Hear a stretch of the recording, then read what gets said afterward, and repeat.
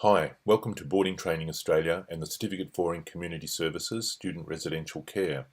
This training commenced in 2010. It's the only AQF accredited training course for student boarding supervisors or house parents in Australia. Part of the Australian Qualifications Framework, this slide shows how it fits into the vocational and academic pathways. Vocational training is competency-based, and so there's an emphasis on what a person can do. So that's knowledge and skills applied at an industry level. Trainees must perform to the standard expected in the workplace. So that workplace, of course, is the boarding house or the boarding residence. It's evidence-based assessment, and trainers collect evidence to prove your skills and knowledge. This is mostly from assessments, but it can be from workplace observation, and we will be collecting some of the documents that you do. You can see here the units that are part of the Certificate for on the left-hand side. There's 15 units, and on the right-hand side are the units for the Diploma of Youth Work. You can see that most of the Certificate for units are prerequisite units for the diploma.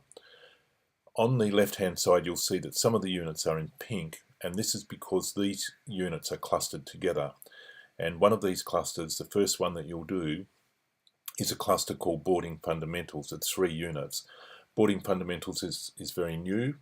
It's a very comprehensive look at boarding and all the different parts that make up boarding, so it's comprehensive and it's very current. It includes these units: undertake youth work in specific communities, engage respectfully with young people, facilitate the interests and rights of clients, or in your case, students.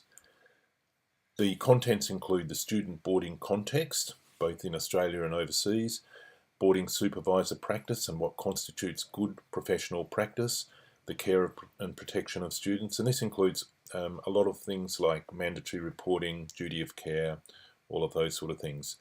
Boarding residence procedures, all the different procedures that make up life or practice in the boarding residence, understanding and working with young people, and all of the issues that affect students. I'd like to tell you a little bit about my journey. I started in boarding in 1975 and 1976 at Christchurch Grammar School in Perth, and I was looking after a group of young students, and there was about 40 of them. They were primary age students, and there were 3 housemasters in there looking after these students. At the same time, I was training to be a teacher, and I went out teaching in 1978, and for the last 25 years of my teaching career, I was in boarding schools, 2 boarding schools. Jennifer started out very early in boarding. You can see her on the left-hand side. Her parents were working at a mission at Warburton Ranges, and they were looking after a boarding residence of about 35 young kids. And so she went out there. Later she became a teacher. We got married, and we went to teach in the Kimberleys, and then eventually into the boarding schools, which were the CAPS boarding schools. We live here at Esperance, and this is where the Office of Boarding Training Australia is, not here on the beach, but these are the wonderful beaches of Esperance, and you can see here on the map where Esperance is. The dot above that is Warburton Ranges, and right up the top is Halls Creek, where we first started our teaching careers. We worked at Wongatha for the last 20 years, and this is a school on a farm, and you can see some of the students here from Wongatha. We've delivered this certificate in all states over the last 7 years, and we've also delivered it in these countries in the international boarding school scene: Germany, Philippines, Indonesia, Malaysia, Thailand and West Papua. This is the website, Boarding Training Australia website. We have blogs on the website. Encourage you to have a look at them. There's lots of material here that's relevant to what you do in boarding. We also have resources, forms, all that sort of thing.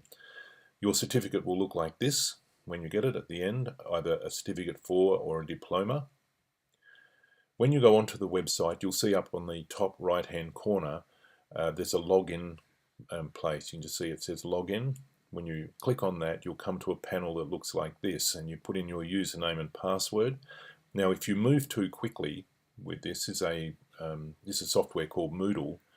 You can sometimes get a page that looks like this, and so just back page and go again, and you'll end up with this page here. If you use the navigation panel on the left hand side, you can click on your qualification, which is the Certificate 4. When you click on that, you'll come up with this navigation panel.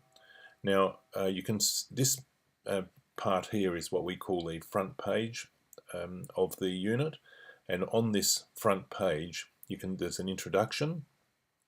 A bit further down are the notes.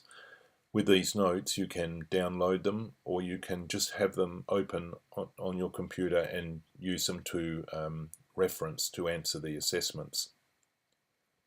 A bit further down, you'll see a panel that looks like this. This is how you contact Jennifer or myself, and we're there if you need any help at any time. Further down, you'll see the assessments, BF1, BF2, BF3, and so on. When you click on them, you'll see a panel like this, Attempt Quiz Now. So when you go there, you'll have the instructions. This first one's a scenario, and you'll also have this panel here, and you enter your answers into that panel. Some people will do their answers in Word and then copy and paste them into the panel, and that's a good way of doing it. You'll see from time to time this panel where you can actually drag files in and upload them back onto the site.